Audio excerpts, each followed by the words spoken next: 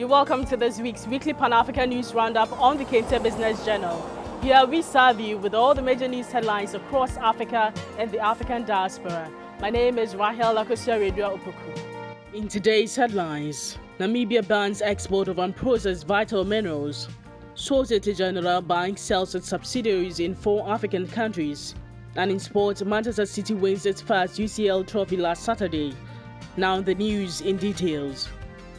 The government of Namibia said on Thursday that it had barred the import of unprocessed lithium and other vital minerals. The country's Ministry of Information also disclosed that only trace amounts of the listed minerals would be allowed to be exported with the Mines Minister's agreement.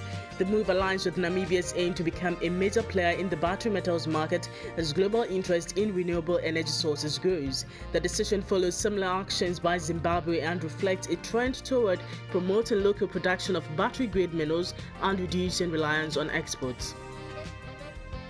Cote d'Ivoire's economic capital hosted the 2023 edition of the Africa CEO Forum for the 4th consecutive year. The largest international meeting of the African private sector saw nearly 2,000 high-level decision-makers participate in the exchange, ranging from heads of state and government, leaders and senior executives from the largest African companies, representatives of investors and international donors.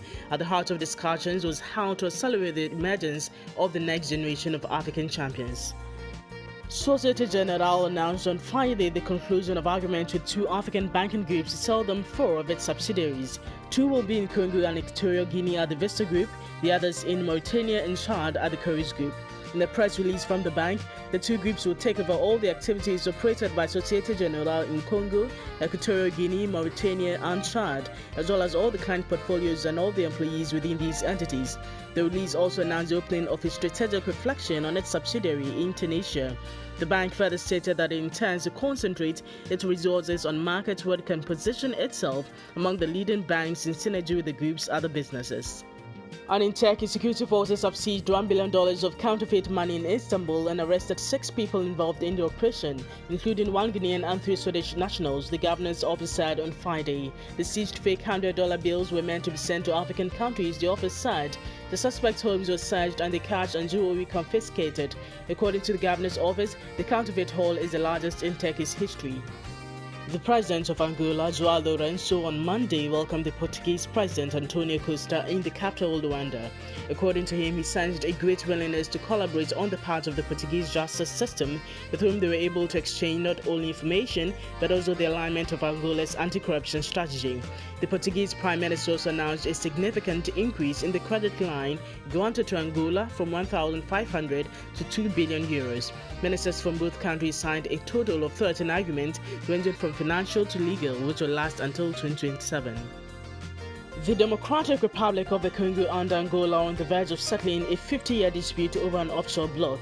A successful agreement could help reduce tensions between the 2 countries and result in Angola's state-owned oil company Sonangol exonerating a $200 million debt owed by the Congo's national oil company. Last week, 16 applicants were shortlisted and invited for auditions for the Miss Natural Beauty Ghana pageant 2023. The judges' focus were on ladies' intelligence, natural appearance, and most important of all, their passion and drive to promote natural beauty and self-acceptance. After auditions, 12 finalists were chosen to participate in the first edition of the pageant, which comes off in August this year.